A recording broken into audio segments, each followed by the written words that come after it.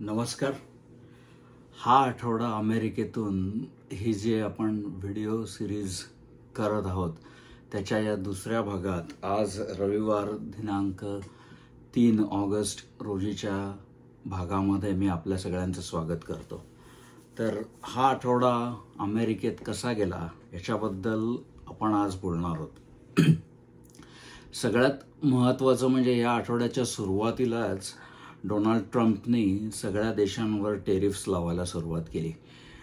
1 August ही त्याची deadline होती. 1 ऑगस्टपर्यंत आम्ही अनेक देशांबरोबर करार करणार आहोत आणि ज्या देशांबरोबर करार होणार नाहीत त्या देशांवरती आम्ही टेरिफ म्हणजे आयात कर आम्ही लावू असं डोनाल्ड ट्रम्पनी सांगितलं होतं आणि ते त्यांनी या आठवड्यामध्ये केलं. आणि त्यामध्ये 2 गोष्टी महत्त्वाच्या आहेत.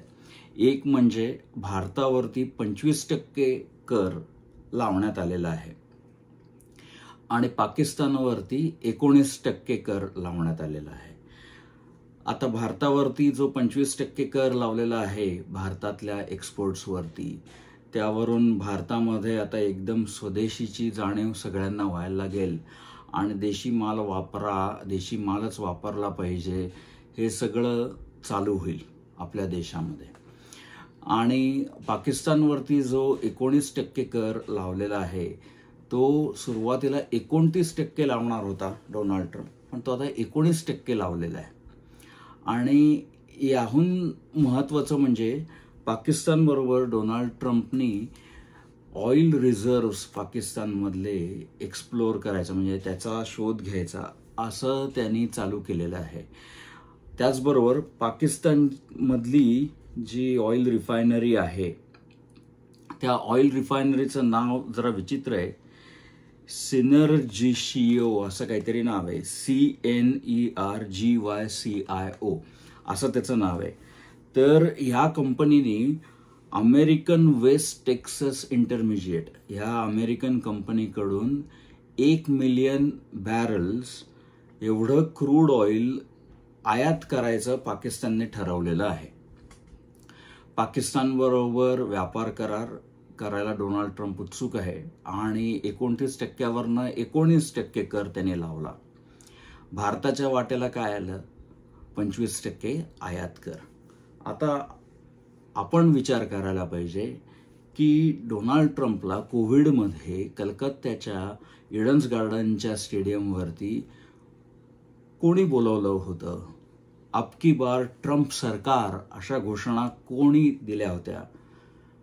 ह्याचा सगळा आपण भारतीय लोकांनी विचार करावा की हे सगळं कशासाठी करण्यात आलं.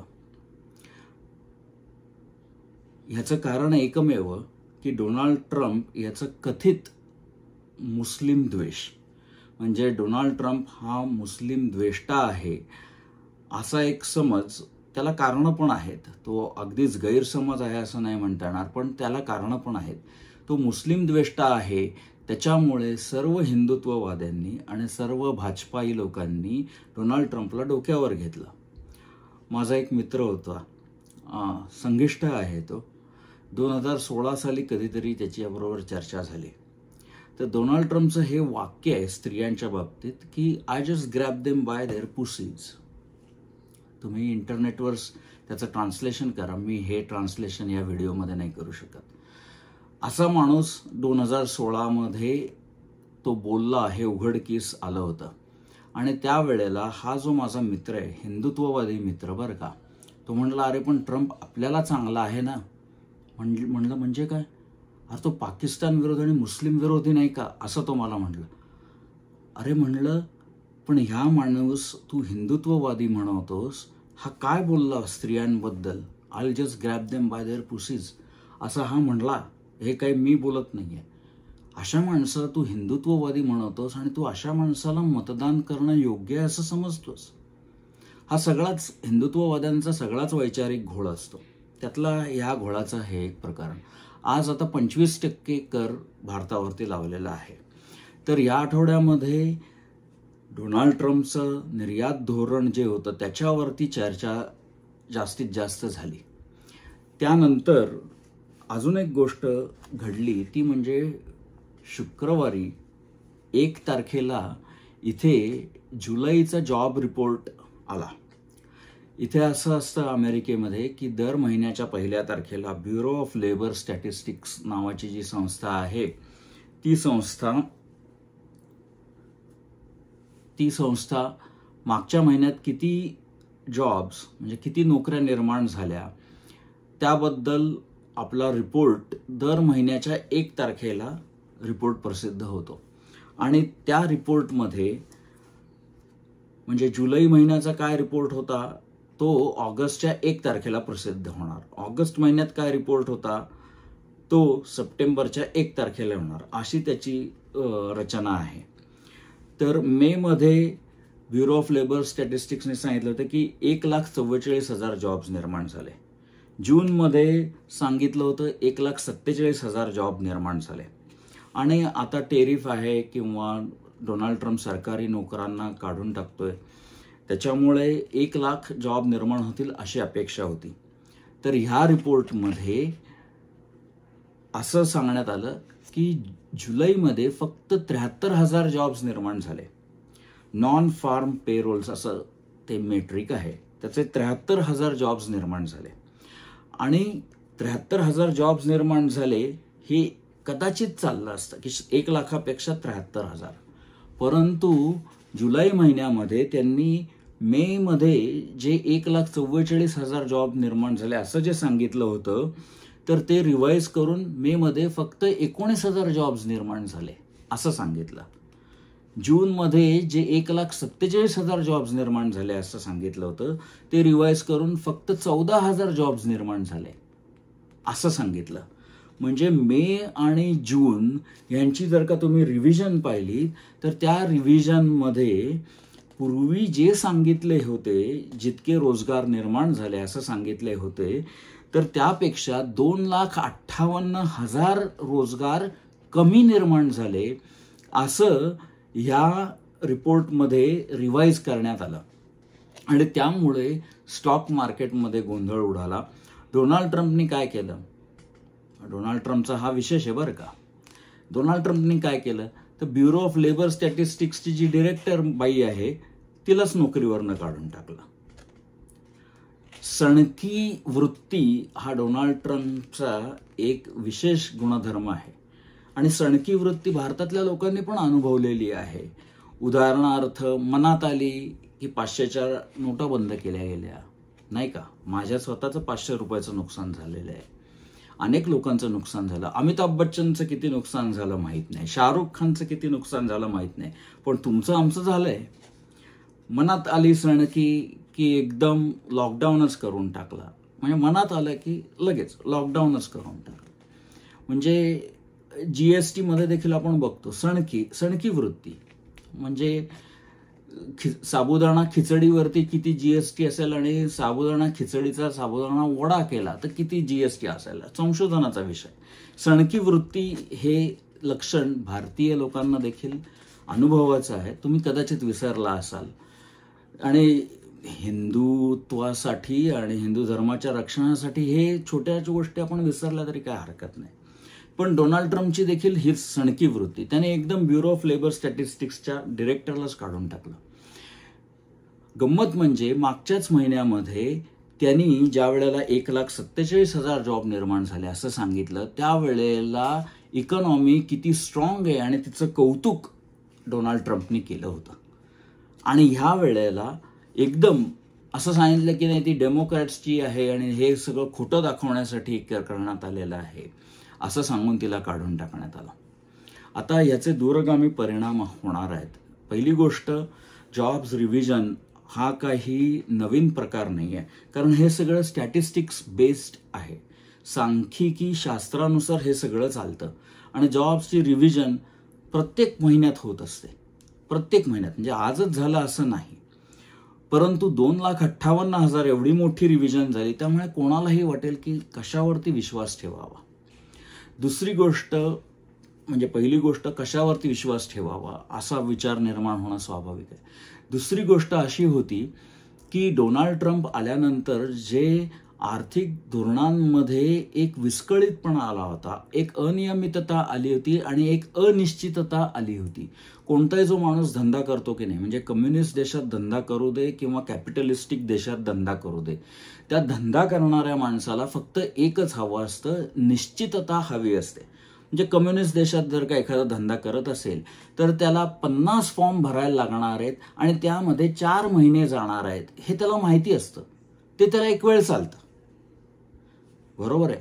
परंतु आज सकाळी मी बेडच्या उजव्या बाजूने उठलो तर 25% कर, उद्या बेडच्या डाव्या बाजूने उठलो तर 40% आयात कर. हे जे सणकी वृत्तीने चाललेलं जे धोरण आहे की नाही, ते बिझनेसच्या दृष्टीने अत्यंत धोकादायक असतं. अनिश्चितता हा कोणत्याही अर्थव्यवस्थेचा सगळ्यात मोठा शत्रू असं मानलं पाहिजे, असं मला वाटतं. तर डोनाल्ड ट्रम्प आल्यापासून ही अनिश्चितता होती त्याच्या धोरणामध्ये, परंतु अनिश्चितता असली तरी देखील ज्या वेळेला उद्योगधंदा करणारी लोक काही एक प्रमाण मानतात, त्या प्रमाणांमध्ये जॉब्स, रोजगार किती निर्माण झाले, इकॉनॉमीची ग्रोथ किती निर्माण झाली, ग्रोथ किती झाली, GDPची ग्रोथ, कन्झ्युमर प्राइस इंडेक्स वगैरे असे अनेक नॉर्म्स आहेत, अनेक प्रमाणं आहेत. पण त्यातलं प्रमाण म्हणजे रोजगार निर्मितीचं प्रमाण हे होतं. आणि आत्तापर्यंत म्हणजे या ऑगस्ट महिन्यात जो रिपोर्ट आला तोपर्यंत डोनाल्ड ट्रम्पनी जानेवारीमध्ये शपथ घेतली, फेब्रुवारीपासून ऑगस्टमध्ये कुठेही नोकऱ्या कमी झाल्या, कमी निर्माण होत आहेत असं दिसत नव्हतं. सगळेजण म्हणत होते असं होईल म्हणून, परंतु असं झालं नव्हतं आणि हे आत्ता व्हायला लागलंय. म्हणजे काही परिणाम हे डिलेड, म्हणजे काही परिणाम हे अंतरायाने, काही कालांतराने होणारे परिणाम असतात, त्यामधला हा एक परिणाम आहे. आणि आता ह्या महिन्यामध्ये टेरिफ्स वाढवल्यामुळे जो काही परिणाम होणार आहे तो लगेच सप्टेंबरमध्ये आपल्याला दिसणार नाहीये. पण हे टेरिफ्स असेच राहिले तर त्याचे परिणाम डिसेंबर, जानेवारीमध्ये आपल्याला दिसायला लागतील. आणि हे आता दिसायला लागलेत. हा सगळ्यात महत्वाची गोष्ट ही आपण लक्षात घेतली पाहिजे. कारण आता लोकांना कळत नाही विश्वास कशावरती ठेवायचा. आणि दुसरी गोष्ट, आता हे ट्रेंड्स दिसायला लागलेले आहेत. म्हणजे जॉब रिपोर्ट्स किती महत्वाचा आहे हे आत्ता आपल्या लक्षात येईल. अजून एक गोष्ट मी नंतर सांगणार आहे जॉब रिपोर्ट्सबद्दल आणि स्टॉक मार्केटबद्दल. पण त्याच्या अगोदर अजून एक महत्वाची घटना घडली, ती म्हणजे अमेरिकेतली फेडरल रिझर्व्ह बँक, म्हणजे भारतातली जी रिझर्व्ह बँक आहे तशी अमेरिकेत फेडरल रिझर्व्ह बँक आहे, जे चलन पुरवठा नियमित करतात. अमेरिकेत जसं भारतात आहे तसंच अमेरिकेत मात्र फेडरल रिझर्व्ह ही अत्यंत स्वायत्त संस्था आहे. म्हणजे त्याच्यावरती बोर्ड ऑफ गव्हर्नर्स असतात, जे डोनाल्ड ट्रम्प म्हणजे राष्ट्राध्यक्ष अपॉइंट करू शकतो, नियुक्त करू शकतो. परंतु फेडरल रिझर्व्हचा जो चेअरमन आहे त्याला डोनाल्ड ट्रम्प सातत्याने इंटरेस्ट रेट्स कमी करा असा दबाव आणतो. आणि फेडरल रिझर्व्हचा चेअरमन म्हणतो मी ते करणार नाही, कारण महागाई त्याचं जे प्रमाण आहे ते आत्ताच्या जॉब रिपोर्टप्रमाणे 2.6% आहे. फेडरल रिझर्व्हचं जे टार्गेट आहे ते 2% आहे, म्हणजे 2% आणि 2.6%. म्हणून जेरोम पॉवेल हा जो गव्हर्नर आहे, म्हणजे फेडरल रिझर्व्हचा मुख्य गव्हर्नर, तर त्यांनी सांगितलं की आम्ही करणार. त्यांची मीटिंग होते, ह्या मीटिंगमध्ये त्यांनी रेट्स कायम ठेवायचं असं धोरण अंमलात आणलं आणि त्याला 2 गव्हर्नर्सनी विरोध केला. पण गंमत अशी आहे की दर कायम का ठेवायचे, तर जेरोम पॉवेल म्हणला की सॉलिड जॉब मार्केट. लक्षात घ्या, जेरोम पॉवेलने असं सांगितलं की जॉब मार्केट खूप स्ट्रॉंग आहे, म्हणजे इकॉनॉमी खूप स्ट्रॉंग आहे, त्याच्यामुळे इन्फ्लेशन वाढायची शक्यता आहे.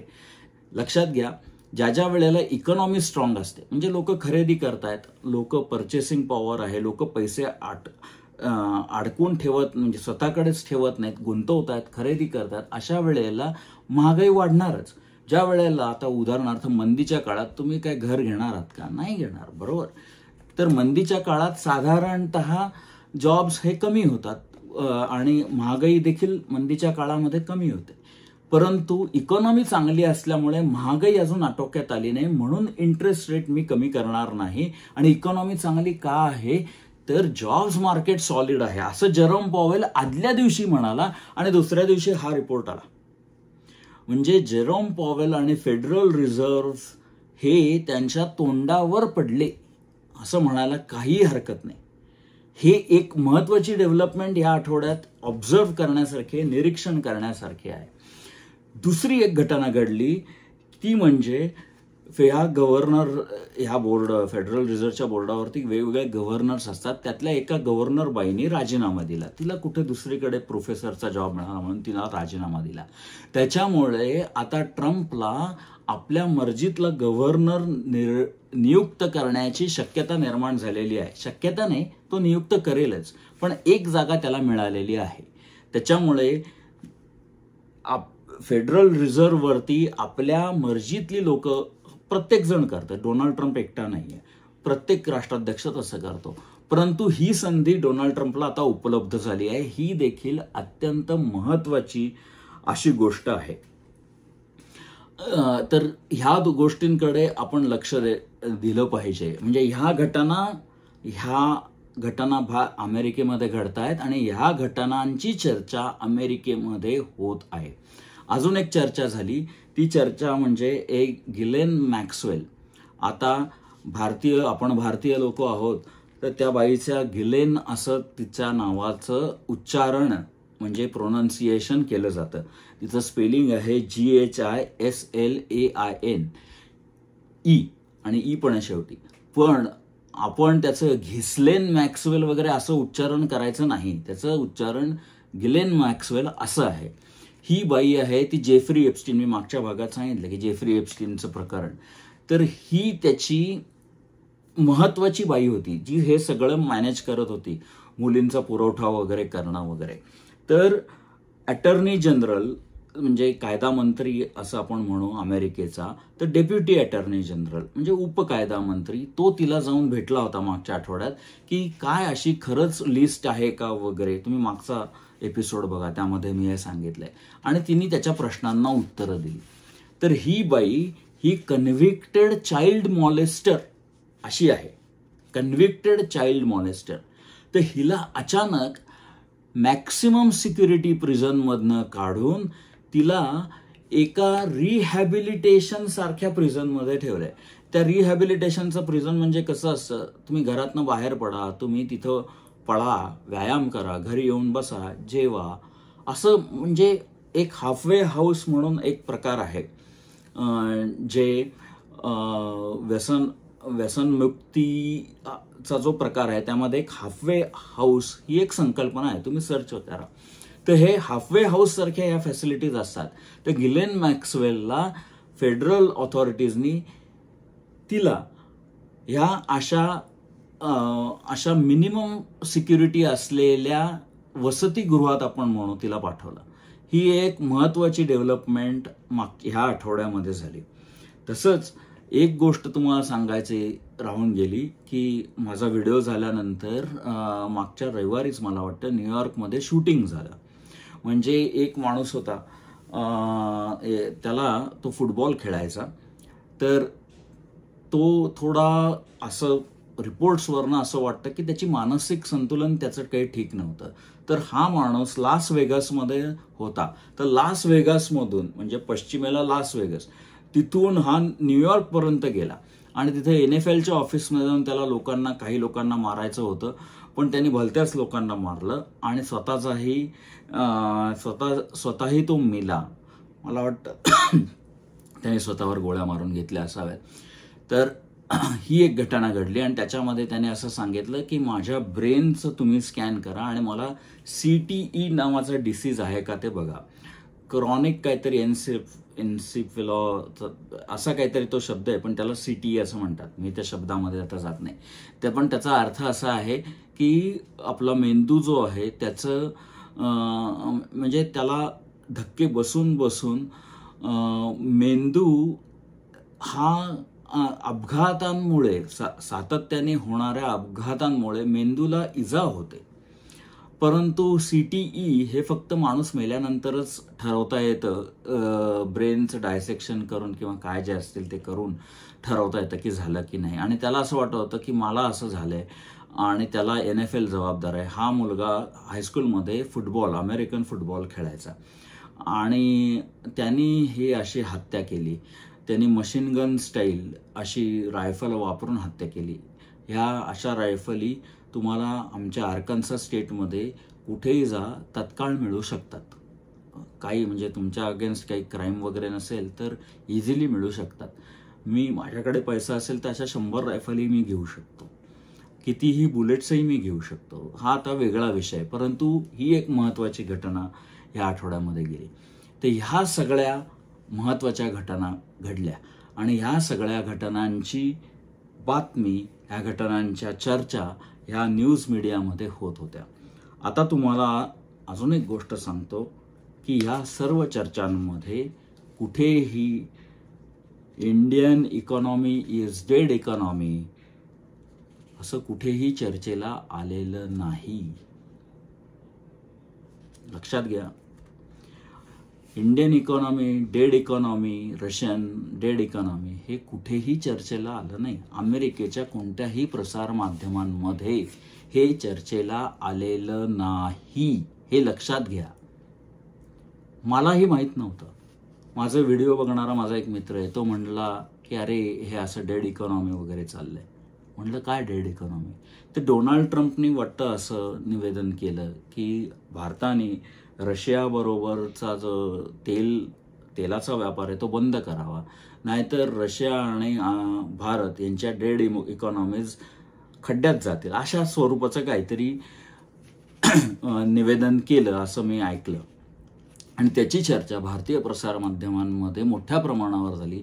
इथे त्याचा नामोल्लेखही नाही.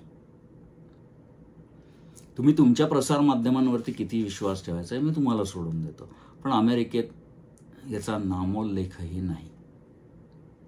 फक्त माहितीसाठी सांगतो. तर हा आपला दुसरा भाग आता संपन्न होईल, परंतु नेहमीप्रमाणे भाग संपन्न होताना मी एक कविता वाचतो. तर ती एक कविता मी वाचून दाखवतो. मला ही फार कविता आवडली. द प्रोफेट म्हणून खलील जिब्रानची कविता आहे. फार सुरेख कविता आहे, म्हणजे तुम्ही पण ऐका. मला कविता वाचण्याचं ज्ञान नाही, पण जशी जमेल तशी मी वाचतो. Do not live half a life and do not die a half death. If you choose silence then be silent. When you speak, do so until you are finished. If you accept, then express it bluntly. Do not mask it. If you refuse, then be clear about it. For an ambiguous refusal is but a weak acceptance. बघा काय म्हणतो. For an ambiguous, हो का नाही, तळ्यात मळ्यात शरद पवार कसं करतात तसं. For an ambiguous refusal is but a weak acceptance. Do not accept half a solution. Do not believe half truths. Do not dream half a dream. बघा, do not dream half a dream. Do not fantasize about half hopes. Half the way will get you nowhere. You are a whole. बघा, half a way will get you nowhere. You are whole that exists to a life, not half a life. फार सुरेख वाक्य नाही का शेवटचं.